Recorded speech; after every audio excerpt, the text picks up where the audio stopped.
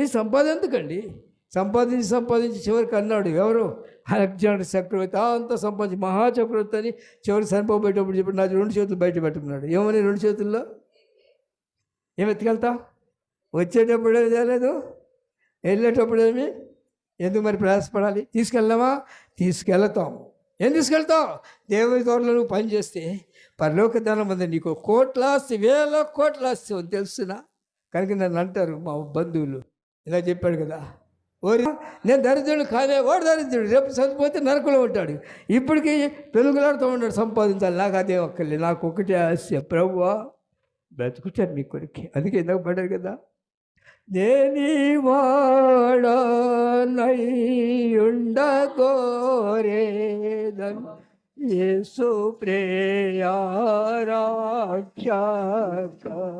సోదరా, నేను నీ వాడుగా ఉండాలని ఆశపడుతున్నాను. మీ ప్రార్థన చేయొచ్చు. ప్రార్థన చేయగల వాళ్ళు కొంచెం నువ్వు ప్రత్యేకించుకుని దేవుని ధర్మశాస్త్రంలో నువ్వు ఆనందించగలిగితే జీవ జలముల ఓట నీలో ఉంటుంది. నీ హృదయంలో దుమ్మైన సంతోషం ఉంటుంది. కోట్లు సంపాదించిన వాడికి నిద్రపడుతుందట, సామెత గ్రంథంలో ఉంది. దేవుని కలిగిన వాడు సుఖంగా నిద్రపోతాడట, సంతోషంగా నిద్రపోతాడట. ఒకటే ధైర్యం అతనికి. ఏంటి? ఏం ధైర్యం ఉంది? దేవుని బిడ్డకి ఏం ధైర్యం ఉంది? ఏం ధైర్యం ఉంది? నేను వెడలిపోయి నాకు ఏర్పరిచిన ఇంట్లో ఉంటాను. నా దేవుడు నమ్మకస్తుడు కనుక నా తర్వాత నా బిడ్డను కూడా నాతో పాటు అక్కడికి తీసుకొస్తాడు. నేను నా కుటుంబం అంతా అక్కడ పరలోకంలో ఉంటాము. అది క్షేమ కాని పట్టణం. కనుక పేతురు ఏడుస్తున్నాడయా, నా దగ్గర ఏమీ లేదు, నేను తిప్పలు పడి నా సమయంతో పాటు చేసుకున్నాను, ఇక మీదట మీ మాట ప్రకారము వాళ్ళు వేస్తారు. ఎంతమంది వేస్తారు ఈ దినం? ఎంతమంది వాళ్ళు వేస్తారు? ఎంతమంది వాళ్ళు వేస్తారు? నాకు తెలియదు. నాకు ఆశలు ఇవే, బ్రతుకుడు క్రీస్తే. నేను ఉద్యోగం చేసుకోవచ్చు, నేను చదువుకున్నాను, ఉద్యోగానికి వెళ్ళాలి, నేను ఆశపడినాను. నాకు ఇచ్చిన వాళ్ళంతా ఉద్యోగాలు చేశారు, సంపాదించుకున్నారు. కానీ దేవుడు నన్ను నా పని చేయన్నాడు. నీ పని చేస్తాడు. ఆ ఇంటికి వచ్చిన పొలం వండిస్తాడు ఆయన, నా పొలం కలుపు చేస్తాడు ఆయన. దేవుని తోటలో నువ్వు పనిచేస్తే ఎంత గొప్ప బాధ్యత అంటే, వెంటనే ఆయన మాట ప్రకారం వల వేశాడు, చేపలు పడినాయి. ఆ చేపలు అక్కడ వదిలిపెట్టాడు, తీసుకొచ్చి అక్కడ పోసేసి వచ్చి ప్రభు పాదాల మీద పడ్డాడు. నీ పట్ల ఏమైనా కార్యం, నేను అంత గొప్ప అండి, ప్రార్థన చేయగానే మా గేదె జబ్బుదల్లా బాగైందండి, పాలు ఇచ్చి తన్నేదల్లా పాలు వస్తుందండి. ఇది అని బుద్ధి ఎంత? దేవుడు, నేను తగను ప్రభువా, ఇంత మహోన్నతుడు మహాగణమైన మీ యొక్క శక్తిని నేను అర్థం చేసుకోలేక నా సమయం అంతా పాడు చేసుకున్నాను. నేను పాపాత్మునయ్యా, నన్ను విడిచిపెట్టి నేను మీతో ఉండటానికి సరిపోయిన వాడిని కాను, తండ్రి అంటే యోగ్యుడిని కాను, నన్ను క్షమించువా. ఏడుస్తున్నాడు, కన్నీరు కాస్తున్నాడు, భుజం చేయబడింది. సహోదర కుమారుడా లే, నేను నన్ను భయపడవద్దు. యెషయా గ్రంథము 43వ అధ్యాయము 44, 42 అలాగా ఈ అధ్యాయం. నేను సరే 43వ అధ్యాయం చదవండి, మొదట్లో చదవండి యెషయా గ్రంథము.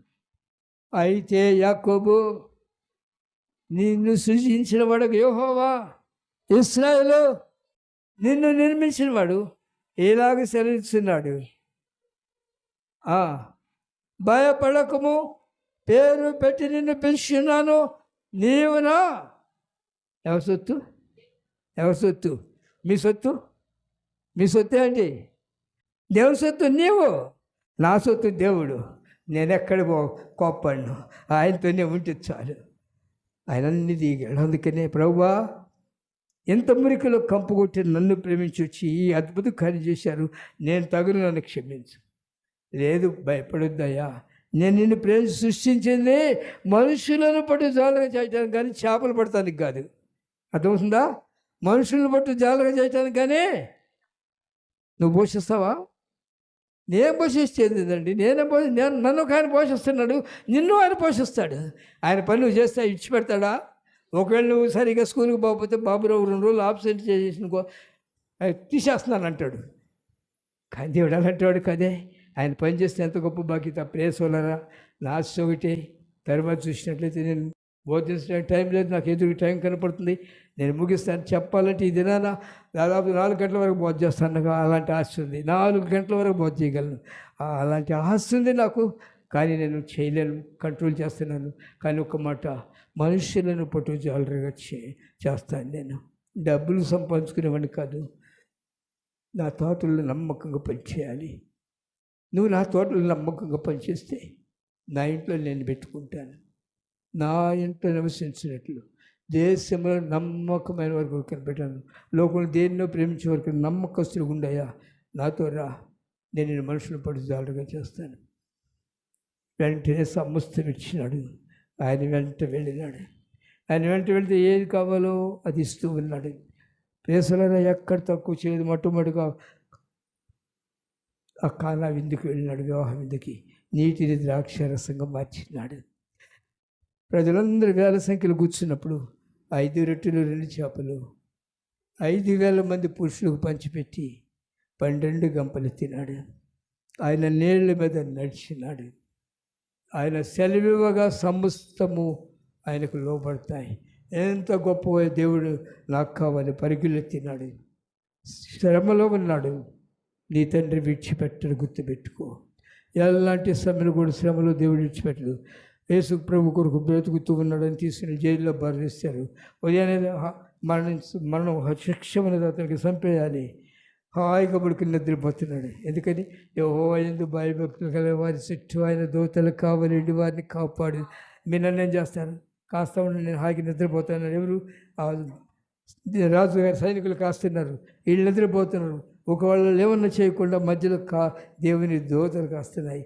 నిద్రపోయే సమయంలో వచ్చి దూత లేపుతుంది, లేకపోతే వెళ్దాం. ఎక్కడికి వెళ్దాం? ఏమి నిలవు. ఎత్తడి తలుపులు పగులా గోటెద ఇల్లు పాగడియల్లో వెడగోటెదనో నేను తలు పగులా. నీవు దేని గురించి చింతించవద్దు. దేవుని పని అంటే అది అడుగు. దేవుని దగ్గర కూర్చుని, దేవా నన్ను ఎందుకు సృష్టించినావు, నాకు విద్యనిచ్చినావు, జ్ఞానం ఇచ్చినావు, నేనేం చేయాలి ప్రభా, నా పట్ల మీ చిత్తమైంది.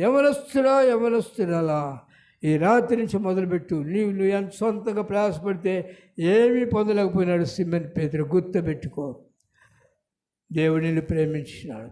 నా పట్ల మీ చిత్తమే, నేనేమి చేయాలి ప్రభా, అడుగు. దేవుని దగ్గర కూర్చుని దేవుడు ఏం చెబుతాడు. పేతురు బయలుదేరినాడు, మొత్తం విడిచిపెట్టి ఆయన వెంట బయలుదేరాడు. ఏ సమయం కావాలో దేవుడు ఇచ్చుకుంటూ వచ్చాడు. యేసు ప్రభు ఈ లోకాన్ని విడిచి కనిపించి వెళ్ళినాడు. తర్వాత చూస్తే ప్రేసులరా, ఒక్క ప్రసంగానికి 3,000 మంది, ఒక్క ప్రసంగానికి 1,000 సంఖ్యలో రక్షింపడ్డారు. ఎంతమంది బిడ్డలున్నారు, ఎంతమంది ఉన్నారు, ఎంత సంతోషిస్తున్నాడు, ఎంత గొప్ప ఆనందము. ఆత్మల కొరకు ప్రయాసపడాలి. నువ్వు కలుపు మొక్కలను తీసేసి సరిగా ఆ పంటను పండించాలి. కనుక నిద్రపోవద్దు సహోదరుడా. యవ్వనస్తుడి కాలంలో యవ్వనస్తుడిగా ఉన్న దేవుడు ప్రేమించినాడు. నేను ఆయన్ని దుఃఖపరచకుండా ఆయన మాట విన్నాను.